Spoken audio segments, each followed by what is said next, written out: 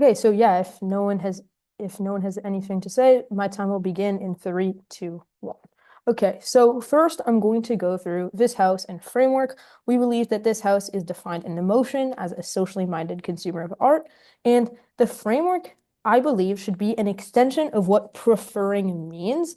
So, for example, which side proves that this house prefers their work more than the other? So, to define what we believe preferring means, we think that it means not only liking the art, but also provoking thought and how much it touches us as this house.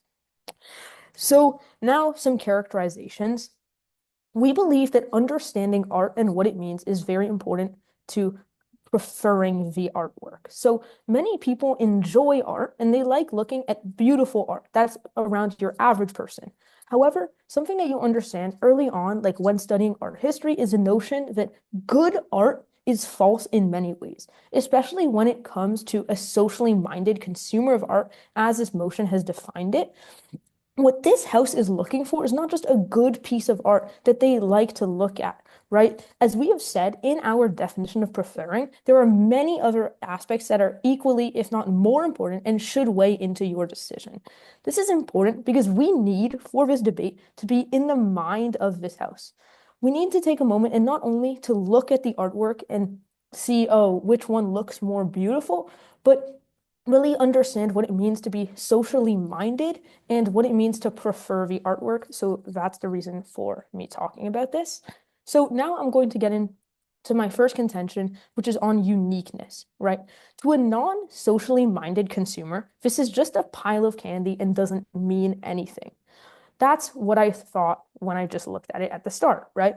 But to a socially minded consumer, after you really take a look at it and the knowledge that we have about gay rights in their struggle, we have the ability to discern what exactly this piece is about. And what makes this piece more appealing to us is because it really provokes this thought, right? You see it once and you see a pile of candy. You look at it twice and you really look at it, and then you understand what it's about. You understand that it's about the gay struggle and of being pushed into this corner. And you understand that it is about trying to accept people. And everyone that takes one piece of candy further accepts the gay community and gives it the understanding that it deserves and the acknowledgement in society, right?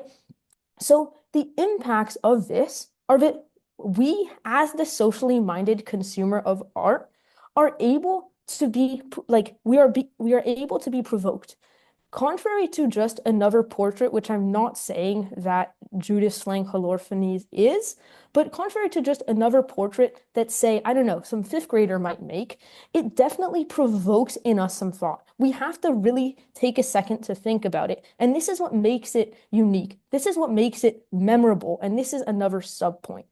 Art that touches us, that provokes us, is what stays with us. This piece is memorable in the sense that it is one of a kind, and that I very, very much think that there is not another piece like this. This house will have seen portraits, will have seen historical representations, because that's what a majority of art is about. But this will stay with them.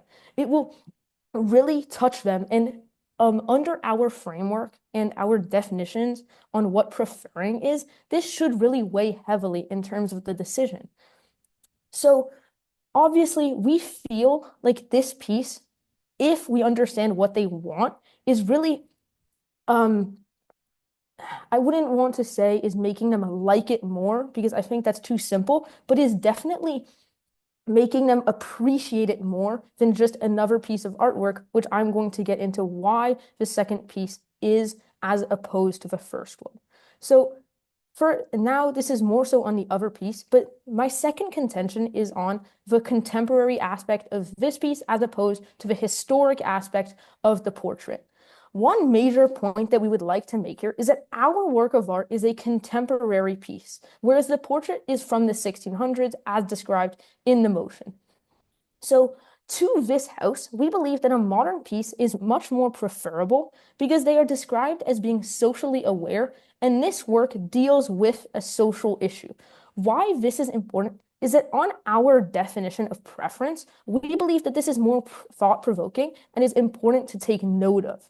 So just to touch on this, we acknowledge that feminism is an issue and that is extremely relevant in the modern day, and that is what the second piece delves with. But our response is that this house would prefer a modern example of feminism, as this would show that feminism is not just some sort of old movement, but that it is still alive and that it is represented in art. So why would we care about this though? That this house would prefer a modern example is that, as we have said, this house wants to be thought-provoked. If you buy our characterizations of art and you buy our framework, then you understand that being thought-provoked is in fact one of the most important parts of preferring a piece of artwork. So what we would like to ask you is, if this house saw these two works of art one after another, the one that would stay with them longer, the one that would really touch them, the one that would make them think, is our piece of art.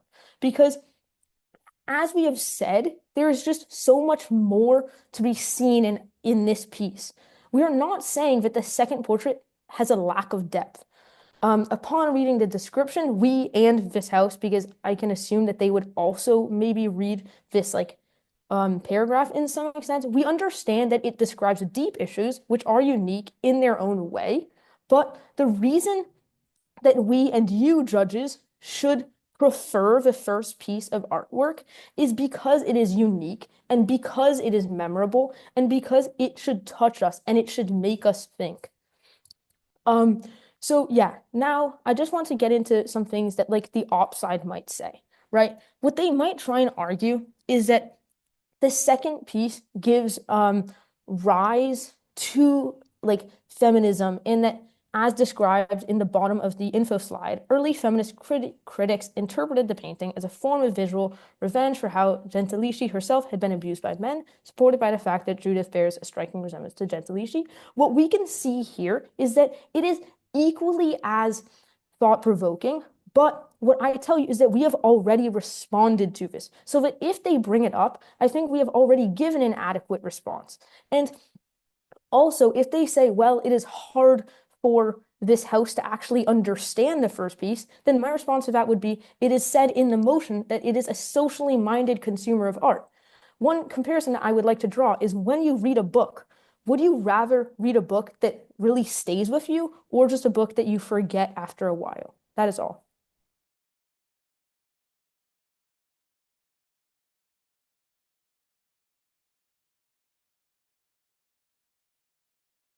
Is everyone ready for my speech?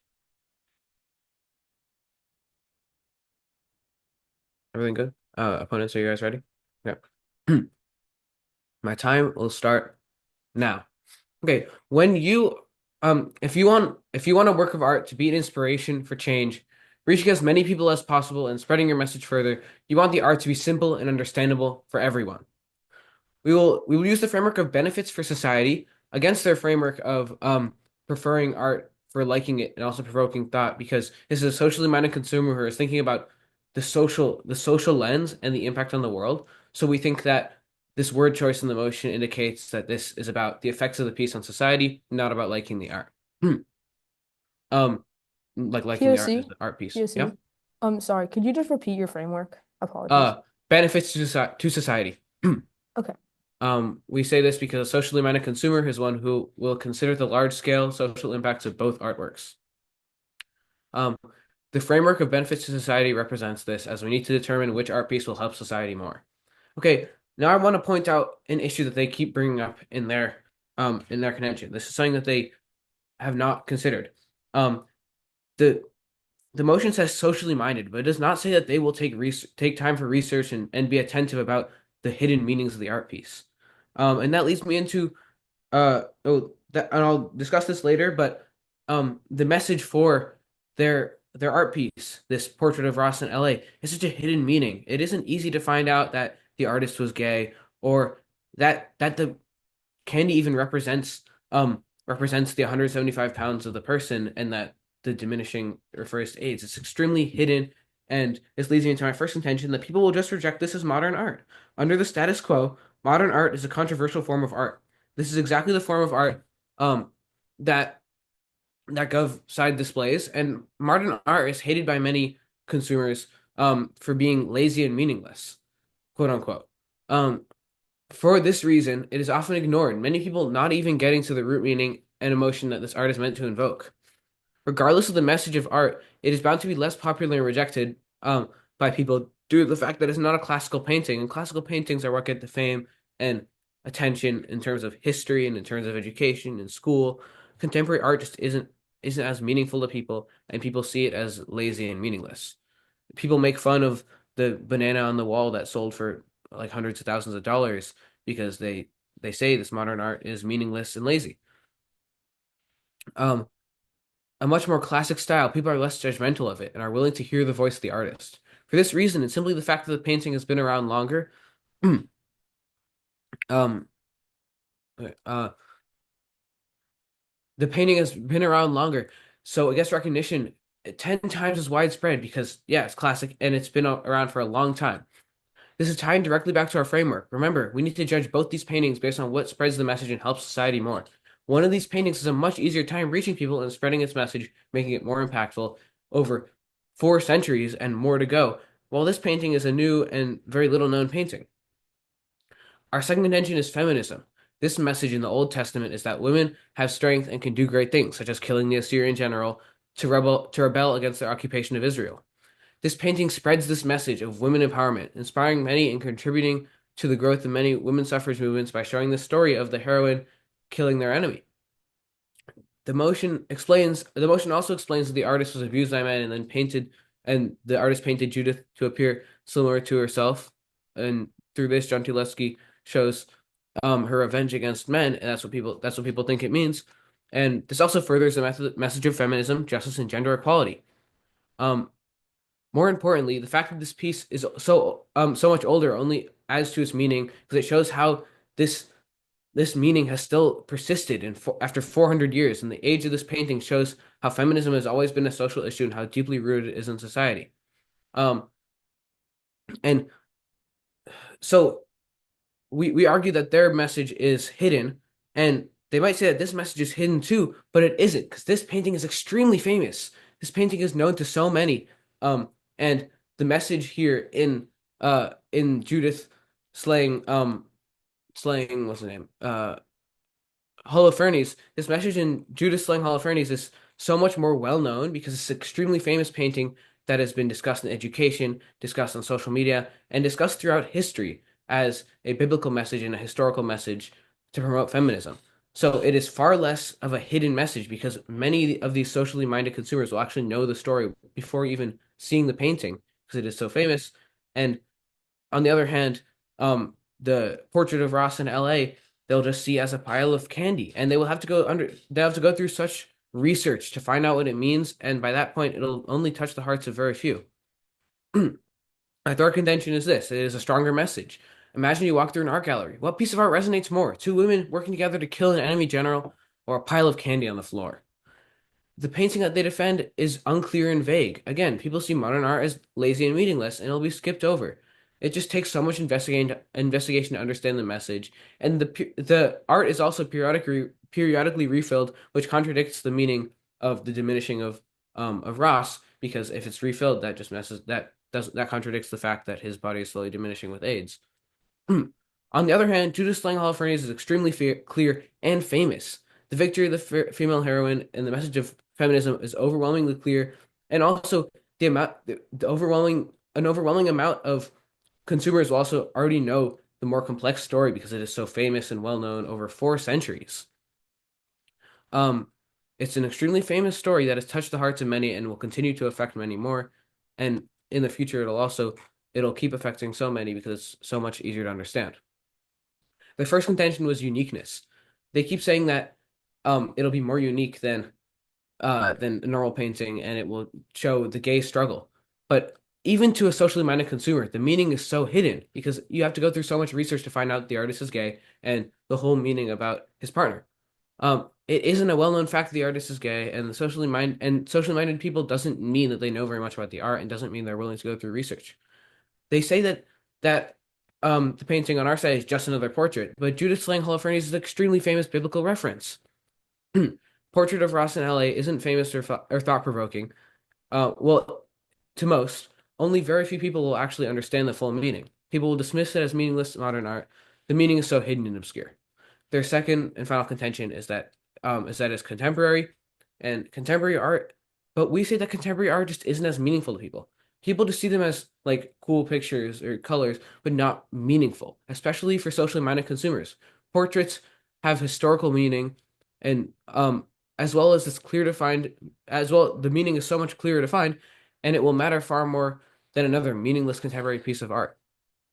Again, the message is obscure. While Judith Slaying Holofernes is famous and known by so many people, especially socially minded people, who will just understand the message and the deeper message without having to without having to go out of their way to go through research. They say they want the art that really touches people's hearts, but their portrait will only be meaningful whatsoever to those who undergo heavy research. Judith Slaying Holofernes shows an issue from the 1600s, feminism, and how this was such a unique message way before feminism was common. It also shows how even in 1600 these issues still exist in a 400-year-old painting and still hold its meaning importantly after so many centuries. Judith Slaying Holofernes has so many meanings, deep meanings, shallower meanings, but all of them are so much easier to find this extremely obscure meaning from the portrait of Ross in LA. With that, I urge you to vote op on this case and prefer Judith Slaying Holofernes over Portrait of Ross in LA. Thank you.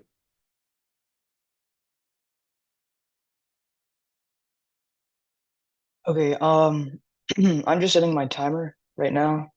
Uh,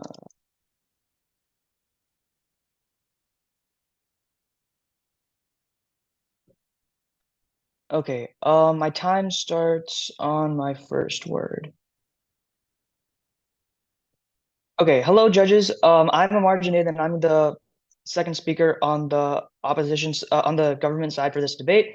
And to get over like some top of case things, I really want to talk about framework right now. Okay, so on framework, the opposition says that you say like net benefit to society, but I will explain why to the judges of this debate why our framework is so much better. If you read the motion, then you understand that we are this house, and we should see which piece of artwork we would prefer, right? Why would we like take the entirety of the world into our thought process if we're the ones who are preferring the art? We cannot like if this house is preferring the art and this house is one person, then how can we factor in the needs of the entire world into the framework? So, um, maybe net benefit to society somewhat comes into play in our mind. However, only we should only think about however much we prefer the artwork as we're the one like choosing between the artwork, right? And I think that none of us often think of how much we like artwork in terms of how much it helps society. So like in just any normal scenario, we think of like, oh, how much do I like this versus how much do I like that, rather than, oh, how much does this help the world versus how much does that help the world. So I think you can disregard this claim to a net benefit to society framework and stick with our framework about preferring. What you say, and then again, top of case, what you say is that you need to go through so much research. Like this is just a general point that they mentioned throughout their speech. And I and my partner, we both, after having read the info slide for 30 seconds, understood the meaning, right? We interpreted it, and we wouldn't call ourselves like super socially minded art consumers.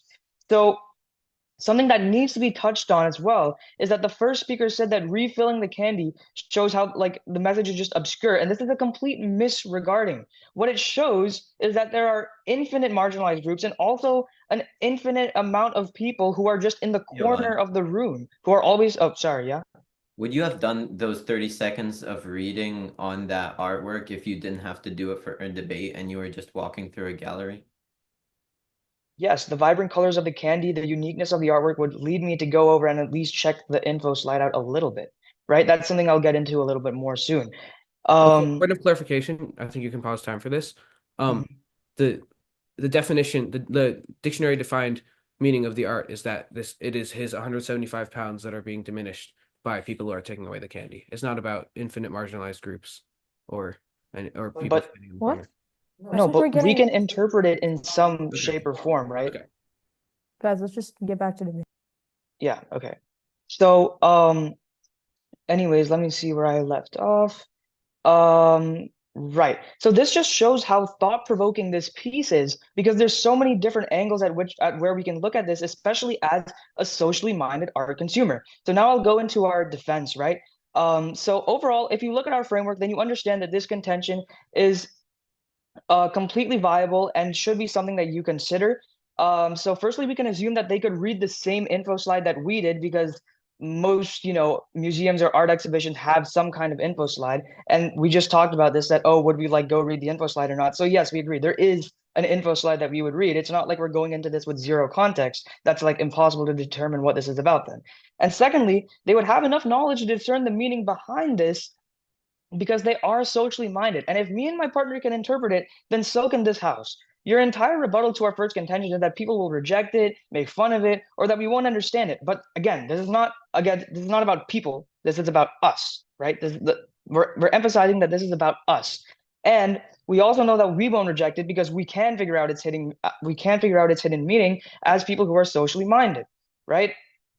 And then rebutting their first contention. If you take our framework, then you understand that their whole first contention is completely unimportant in this debate, right? And I'll touch on that more later because I want to get into their second contention, which is on feminism, right? So the meaning of this piece, of the feminist piece, is relevant, but again, it doesn't explain why exactly we would prefer it over our piece, considering that our piece is more unique and that we're socially minded as a consumer, and we might know more about the gay rights struggle than most people, whereas feminism is a highly talked about topic that most people know more about. A well-known painting has even less reasons to attract us because we already know the story of the painting, like you said in your first speech. So for that reason, on feminism doesn't make sense in terms of like why we would prefer that explicitly over like a pile of candy, right? Your contention three was about a stronger message. Again, you think that we can't even find out the message, but we're a socially minded consumer. And, again, me and my partner can understand. So we have to assume that this person would understand as well. We also agree that feminism is like in itself a very strong message, but we also think that this message, because it's harder to discern, would provoke curiosity within the consumer and go over to this piece rather than the feminist piece because it's pretty easy to find out the message regardless of whether it's stronger or not. Curiosity is a very big thing here. Um, so their whole rebuttal to our case, right, is that people don't like modern art, but this is completely an abusive assumption to make, right? They were like, oh, nobody cares about contemporary art. Oh, that banana on the wall that sold for 150,000, like that was just a joke. But this is like quite abusive, and we are socially minded, right? So we can assume that we would be open-minded and appreciate all sorts of art because, um, we're a socially minded consumer who wants to see things that are relevant to our identity and things like that. So it's kind of abusive to say that nobody cares about contemporary art. No, people do. So thank you so much, judges. I hope you vote for the government side, and I'll see the rest of my time.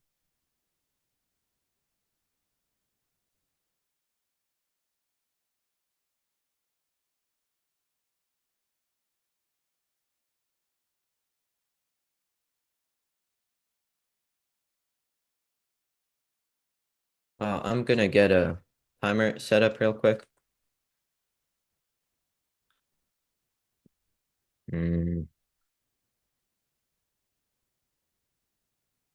I have 8 minutes, 30 seconds. I'll be starting my time in 3, 2, 1. Judges, first and foremost, I'd first like to get into our debate between the correct framework for this debate because this is something that is extremely important for how you judge this debate. Judges, we explained why our framework makes sense simply, and they completely ignored our warranting. Socially minded, as stated in the motion, means that somebody cares about an art piece depending on its message and impact. Using a framework of preferring doesn't make sense. It's not a real framework for a reason, mainly because preference is completely opinion-based. Our framework is based on logic because we're directly comparing which one of these paintings has a bigger impact and that has a lot of aspects to it, while they just make statements that are completely opinion based. Now moving into their first contention. Our opponents say that anyone who wants to look wants to figure out the deeper meaning of this contemporary art, they can do that simply just by reading a 30-second news clip or something. Judges, they ignore our points so much here. They didn't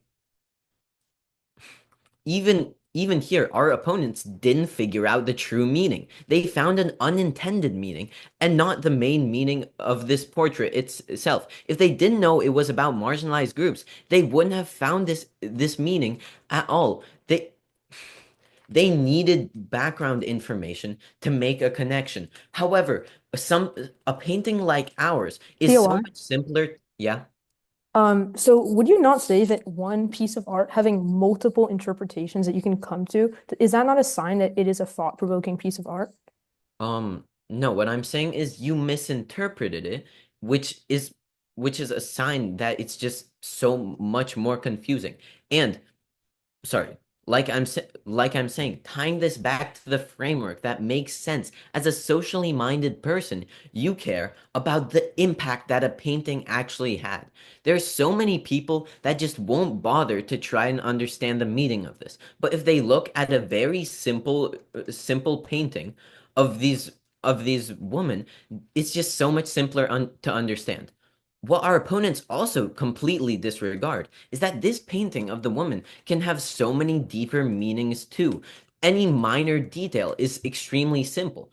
If anything, their piece of art is based on randomness, while this one has strokes of brilliance with minute details that support the point, that support our message even more. Now moving into defending our point. They say that we're completely wrong when we say that people judge modern art in our first contention. However, this is simply untrue. It's a fact. People just are judgmental of modern art because it's new, because it's radical, and they don't understand it first. People quickly just ignore it. People won't think to find the meaning further. If I asked somebody if they could name five contemporary pieces of art, they would probably struggle. Maybe they'd say, oh, that one banana that was taped on the wall that sold for millions of dollars, but they don't actually understand what the meaning of that was. However, if I asked somebody to name five classical pieces of art, they could probably do that so much simpler. It's so much easier to name a classical simple painting with something going on. And because of that, the message is spread further because so many people see it and so many people understand the message much clearer. Our second contention was on feminism, and our opponents didn't understand our main point on this. We talk about how feminism is still an issue now after 400 years of struggle and how that makes the impact of this painting so much deeper. If people are using this painting maybe as evidence to support an issue that they're fighting for, they can show, guys, look how long this has been an issue in the world. People learn about classical art in so many places in school. You're bound to see an example of classical art. You're bound to see an example of classical art come up, and it's just much more widespread. Now, moving on to our third contention of a stronger message. Their rebuttal to this contention relies on their flawed framework, and I explained how our framework makes so much more sense. You can't judge something based on opinion. You can't you can't debate something based on opinion. Everyone has different preferences and tastes. However, this is why the motion clearly tells us that we are a socially minded person. This is literally defined as somebody who cares about what this painting might have to society. The most important point, what we've been talking about the most, is that since their painting just isn't reaching more people, and because the meaning is harder to understand, it's not reaching as many people, and the impact is smaller. Um, Yeah, sure. Our opponents didn't really provide um a defense against our rebuttal to their second contention, which we explained. We were talking about our first contention on the rejection of modern and contemporary art, and how their second contention is actually the same as our first, but we show better how it works for us. For all these reasons, for the fact that our painting reaches people easier and still shows a deep message, we believe that our painting is much more preferred by a socially minded person. Thank you, judges.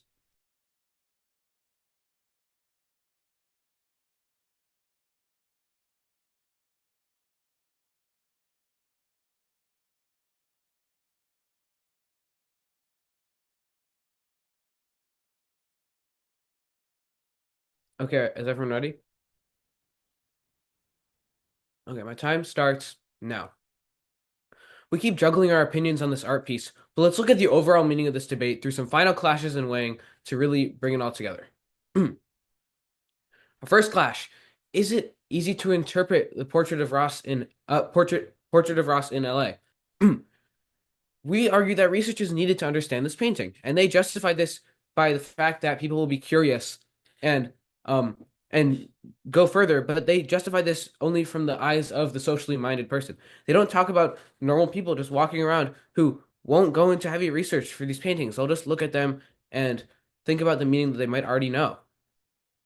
They they justify this with curiosity, but will this really affect more people, or will this only affect a very few people who go through with this curiosity and research further? Not everyone is going to heavily research every single piece. Like, we literally had to look up on the internet on the dictionary definition, which is legal at NYPDL, of what this painting to understand what the meaning even was, because even even the motion here didn't say what the meaning properly was, and we had to assume it, and we had and there was obviously misunderstandings because it's so vague. Um, Judith Slaying Holofernes is extremely famous and known, and the meaning is overwhelmingly clear, spreading its effects to far more people, including a socially minded consumer. Um, Under both frameworks, Judith Slaying Holofernes has so many layers of um of information and of meaning. Even under just the surface level framework for random, like just the surface level framework for random people, what random people will see, Judith Slaying Holofernes has the clear effect, while Portrait of Ross in LA doesn't.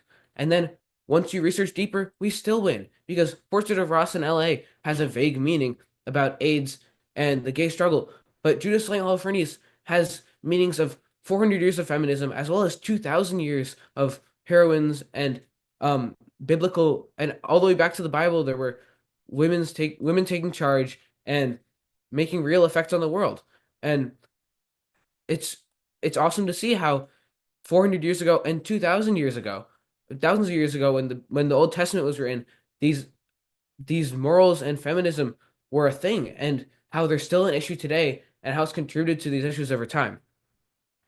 Our second clash is about the framework. We think that it should be about the social effects on the world, and they think that should be only about the preferences of the consumer. But the motion says socially minded. Socially minded means social, which means interactions between people, which means the world, which means social effects on the world. The word social indicates that we're talking about effects on the world and effects on everyone.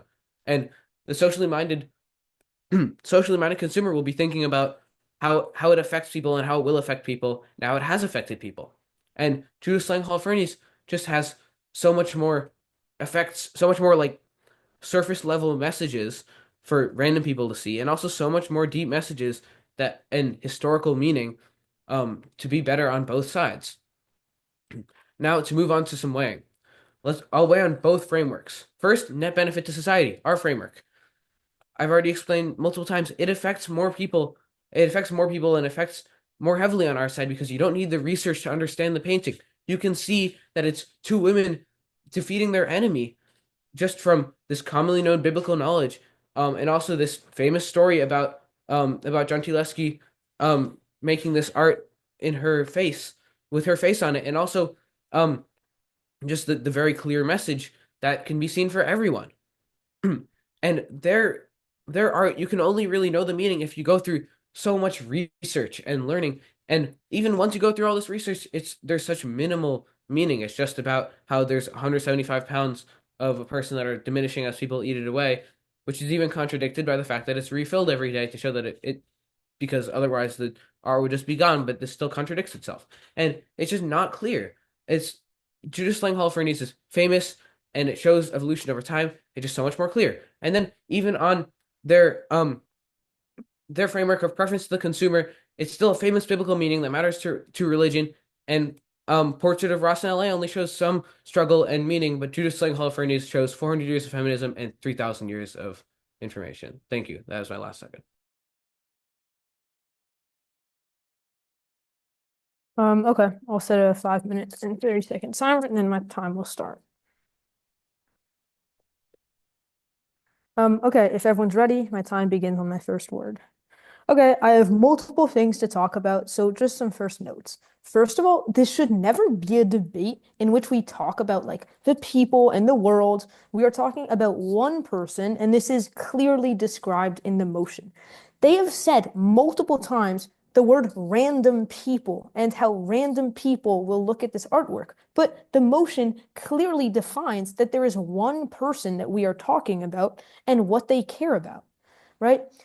And now, just obviously, we need to talk about framework because, as their second speaker said, it is very important to this debate.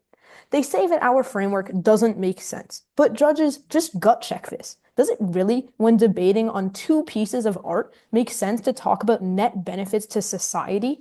In some other debates, obviously it makes sense to talk about net benefits to society. But in this case, where we're choosing between which two works of art appeal more to one specific person, the benefits to society are completely marginal, right? Why does society care about what one person thinks about two pieces of art? That just makes no sense. And you really should just think about what this means to you. If you were this house, would you care more about which one you prefer or whichever one has more net benefits to society? It just makes so much more sense if you read the motion, which says this house, as a socially minded consumer of art, prefers. What our side is saying is that it prefers. What their side is saying is that it doesn't prefer. Nowhere is there any indication that we should care about net benefits of society, and you should really take our framework as granted when judging this debate. Now, secondly, touching on the question of complication, which has really defined this round. There are two scenarios. In one scenario, we as debaters and as this house do not like complicated pieces of art. But in this case, their piece of art is equally complicated. They never talk about the fact that their piece is also confusing. It's an assassination by two people, and the meaning can only be understood when you realize that it is revenge because the artist had been sexually abused, as well as the fact that the artist looks like the person in the image, even though I know for a fact none of us have ever seen the artist. So if you guys are talking about pieces of art that are complicated, I completely reject this notion. However, I personally do not believe that complicated art is bad art. I think that that is fine, and so I'm moving on to the second scenario where we as this house like complicated pieces of art. And this is because we are socially minded and an aware consumer of art.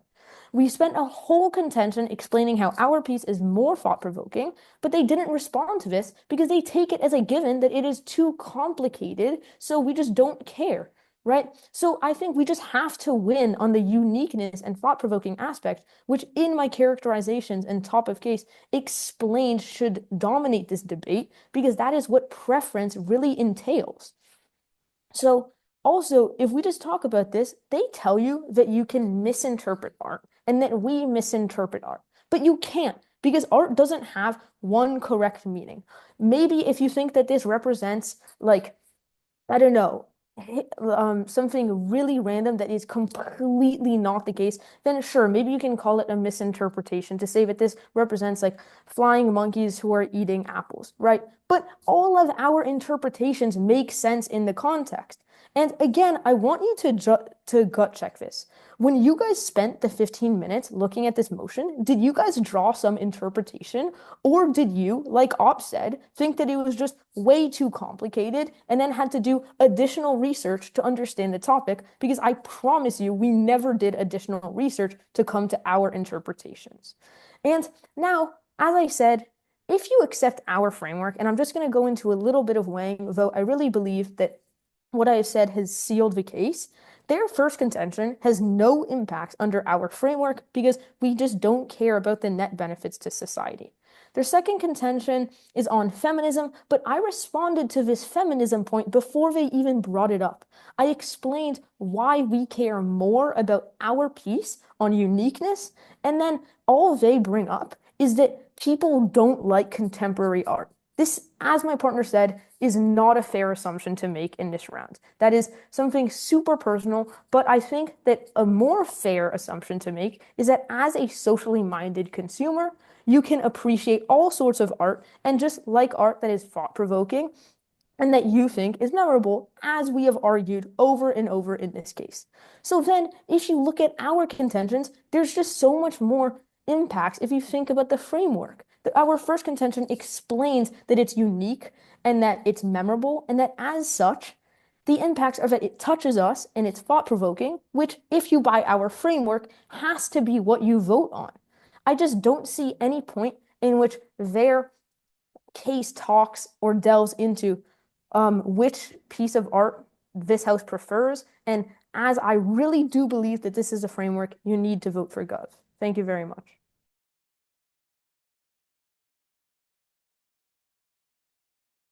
Thank you to both teams. That Thank was you. lots of fun to watch. Thank you. This was a good round. Yeah, that was a fun round. So should we turn our cameras off and regroup? Let's do that.